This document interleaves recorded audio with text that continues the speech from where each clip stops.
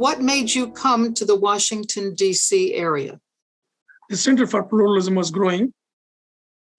I lost I had a full-time job. I was a home builder, and I was doing this as a passion.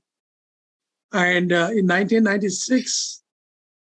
2006, when the economy completely collapsed, my home building business, I had to shut down. And I did other things to keep me going. Then I focused on this.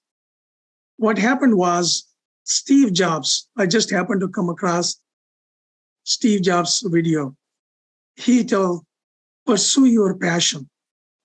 He said, I'm a billionaire. I can buy anything, but I cannot buy happiness, or I cannot buy my health. He passed away. And that hit me like a ton of brick. And as I have a passion on pluralism, why I'm struggling with this? Why don't I just go start pluralism, struggle with my savings, get rid of my savings, and work towards this? And that is my passion that will give me the utmost joy. The second thing was my mother. When my mother passed away, way back in 2001, I flew from Dallas to Bangalore. I was 4 hours late. She had passed away at about 2 o'clock in the middle of the night, and I was there about 6 o'clock in the morning. What she did, she told my younger brother to tell me when I meet my family name is Sardar. When I meet Sardar in heaven, I want him to tell me that, Mom, I died helping someone.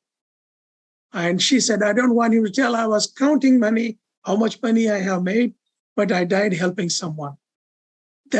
Those two things combined, I said, I have to go to Washington. I have to do my work. And eventually I want, especially some of the congressmen and senators, they had not had the experience of respecting the otherness of others, and they probably did not have the knowledge. I wanted to be a knowledge base for them to start learning and respecting. So that's what brought me here. So you felt that you had a mission then to accomplish in the Washington, D.C. area.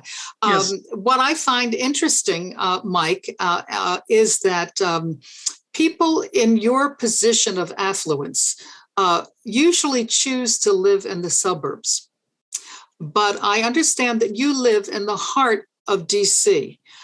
Could you please briefly explain why you made that choice? Definitely. My father was a mayor of the town I grew up with. And I always had believed that if you are in politics, you can make more changes, influence more people. Andra, when I came to DC, one thing on my mind was to run for mayor for this city. And I chose to live in this particular neighborhood. I think most Washington is African Americans, but this is, I would say, 98% Black neighborhood where I live. My mayor, Mayor Bowser, lives in the same community. She's from the same ward as I am. And I said, I'm going to run from this ward. And I had developed relationships with my fellow Americans who are Black. And that is the reason I chose to be here. So there is a lot of things that I can bring to the city and make this city beautiful. And eventually, when the city is beautiful, clean, the values of the property are good for the owners. And we should feel pride and secure walking any neighborhood in Washington, D.C. And that's the reason I chose. And that's the reason I'm going to stay here for a while. It seems like when there's an issue, you try to raise consciousness and raise people to a higher level of thinking about whatever it is. Could you please share your experience with being a Muslim and how you were invited by Hannity on the Hannity show of Fox News? If you could please share that, I would appreciate it so that people could hear, because I know sometimes there's negative, messages that are given. And yet I believe you were invited on quite a few times, and wonder again, with your desire to raise consciousness, how you made a difference. Could you explain that briefly, please, Mike? So I wrote a lot of blogs on every issue on Islam. There are about 2,000 articles. You name the issue, I have written about it. And somehow they were looking for someone to speak about issues about Islam in particular, but in general, the American foreign policy. So I was invited by Hannity to go on it. And for the first 10, I was totally about 110 TV shows and about 75 some radio shows, national shows. And we butted heads. The first 10 shows, my kids called me and said, Dad, don't go on Hannity. He humiliates you. We can't see that. And I said to them, there is a good end at the end. If I can bear my humility, it will come. Hannity mentioned that towards the end. He said, we had a big gathering of 25 people. And he invited me and he said, Mike, I want you to sit with me on here, whereas all others were sitting there. And he said, I want to do something for you that you have been asking. And I said, what is that, Sean? And everybody was looking, would you be happy if I do what you asked me to do? I said, Sean, tell me what is it that you want? And he said, you are the only one Muslim that I have worked with in about 100 some shows. You did not run away. I humiliated you, but you endured me and lived. And that is when I began respecting you. When you did not run, you did not accuse me. You listened to me. You respected my opinion, even though you disagreed with me.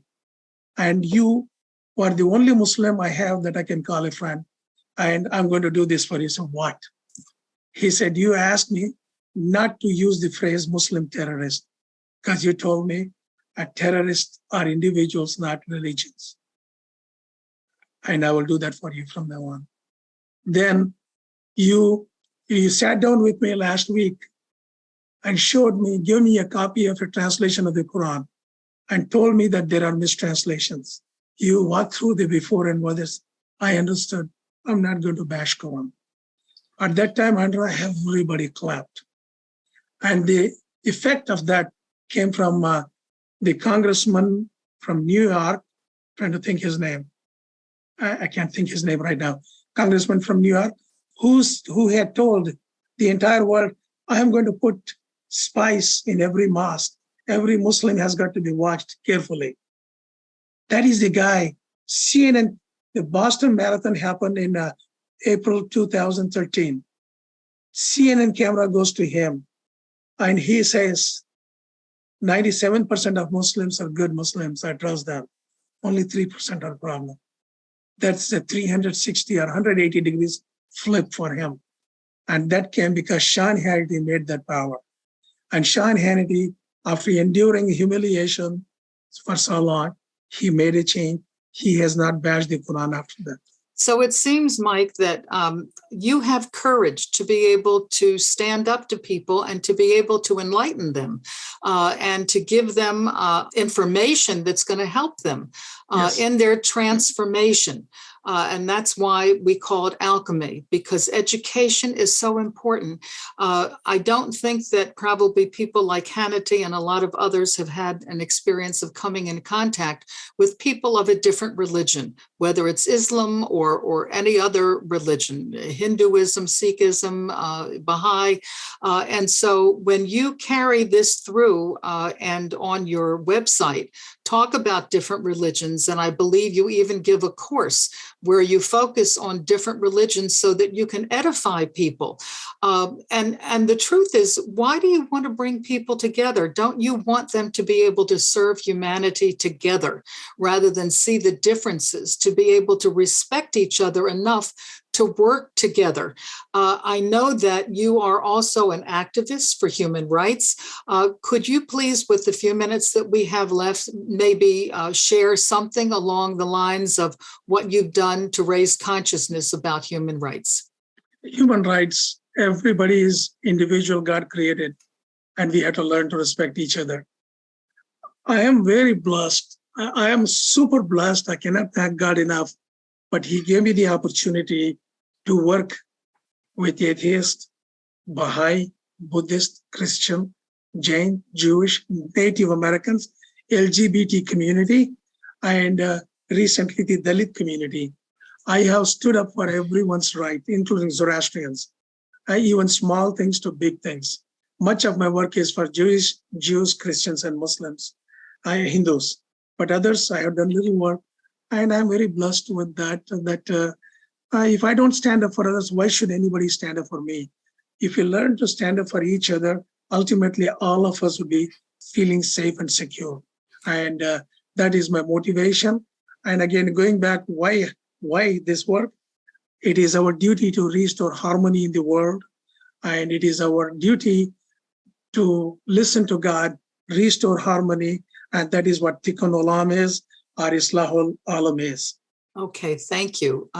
Mike, we mentioned the idea of the rituals and ceremonies and traditions of different people, different cultures, different religions.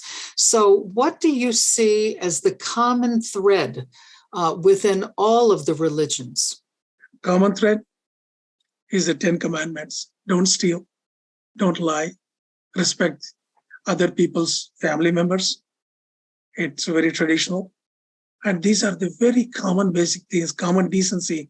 Don't slap other person, don't fight with them. There is not a single religion that differs. All religions have the same similar values, about 20 values. I put together in this book, American Muslim Agenda, 20 values that will better cohesive societies. Cohesive societies, again, is where every human feels secure. And the religions were established for creating security for every human being, because we are all God's children. So we're a part of one human family, actually, is what I'm hearing you say. And the idea is that we watch out for one another, that when you respect one another, you learn to care about each other, and you begin to care about what happens to them, not only people in your particular family or your neighborhood or your city or your state or your United States, but you begin caring for people in different parts of the world. Essentially, you become a global citizen. So I'd like to ask you, what words of wisdom would you like to share with young people today in order for us to form, as you say, a more cohesive society?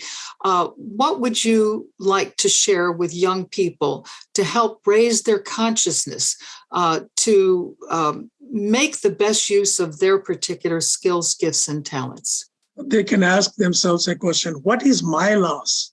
If someone worships certain way, if someone believes in God certain way, if someone has a different political view, if someone wears a different headgear or different clothes, what is my loss? If you question that yourself, then you come to the point learning to respect the otherness of the other. When we do that, most of the conflicts fade and solutions emerge. And I think that is all I would ask the young folks to question: what is my loss? Well, I thank you so much, Mike, for sharing how you have inspired others throughout your life. I appreciate the fact that you have also become a wedding officiant, bringing people of different religions together to marry them. And some religions, they only marry people of the same religion together, whereas people, as we talked about, you've experienced coming in contact with people of different religions. Well, when that happens, sometimes young people fall in love with someone of a different religion. And so in order to raise consciousness, you bring people together in a marriage ceremony. And I think you use a little bit of each religion to be able to pull them together. It also provides education for the family members and the attendees that come to your particular religious ceremonies and weddings. So I wanted to thank you so much, Mike, for your work in the world. You seem to have what I'll call a Midas touch of alchemy, transforming hate and bigotry into love and acceptance of our differences. And so hopefully we can live in harmony with one another. And the truth is that we talked about this a little bit earlier, that we do live in neighborhoods with people of so many cultures. And in my own courtyard where I live, my neighbors are from India, Iran, Mexico, Brazil, Korea, China, and Turkey, and probably other countries that I don't even know about.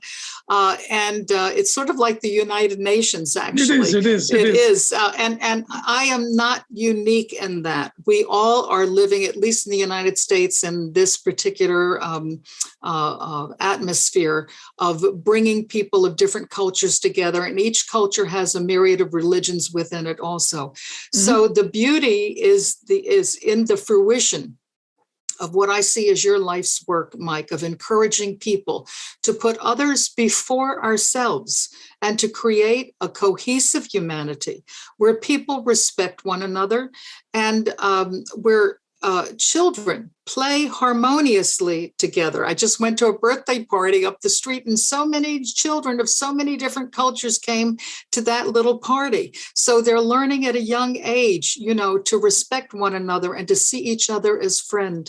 So with this consciousness, everyone will naturally begin caring for one another and in truth, understand that we're one human family.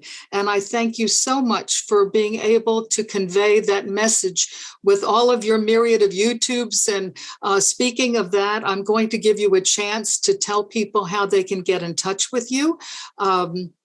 And if you could please share your contact information with the people, understanding that some people are listeners only. So would you please share your email contact, please, your website, your YouTube, and of course, the Ghouse Diary. Okay. My name is Mike Ghouse. Ghouse is spelled a house with a G in front of it, Mike Ghouse. And my email is mikegauss@gmail.com. And my personal website is thegaussdiary.com. And much of my work is at the Center for Pluralism.com. And you can also go to interfaithmarriages.org and worldmuslimcongress.com. These are all the websites. And you can always reach me texting me at 214-325-1916. Again, that number is 214-325-1916. Andrea, I cannot thank you enough for this conversation. I think you are doing your share of Tikkun Olam. You are trying to bring harmony in the world. And every time I come to any meeting that you organize and you MC, you bring people together. You share some wisdom with them. And I always enjoy listening to you. Thank you. Thank you very much, Mike. I really appreciate that. That's very kind of you. So I wanted to share with people that Dr. Gauss's new book, American Muslim Agenda, is available on Amazon, and that he has two new books. One is Standing Up for Others. And of course, the title is really what we all want to do, is to stand up for each other. And another one, which is quite interesting, is called Madam President. So both of these books are coming soon. I also wanted to share with our audience that I would love to hear more stories of benevolence with people that are doing good things in the world. Part of it is obviously raising consciousness through your talks, Mike, and through your articles that you write, through your myriad of quick YouTubes that people can see that have a transformational effect on people, because you actually give a different perspective on some of the holidays sometimes in religions, which is a deeper perspective of sacrificing ego rather than an animal for some particular religions. So I want to thank you for that and for coming on this show today. And if others have people that they know who have done good things in the world, ordinary people who are doing some extraordinary things, please do contact me, Andra, at inspiringbenevolence@gmail.com. Inspiringbenevolence@gmail.com. So in closing, it seems that there is a new humanity that's coming, and may each of you be empowered to be a change agent. Be who you are and shine your light to brighten this world of ours. Be instruments of peace, love, and harmony. And together, we can change the world. So let's do it, folks. Be bright and shine your light. Thank I you. salute you, Andrew. Thank you, Mike. Thank you.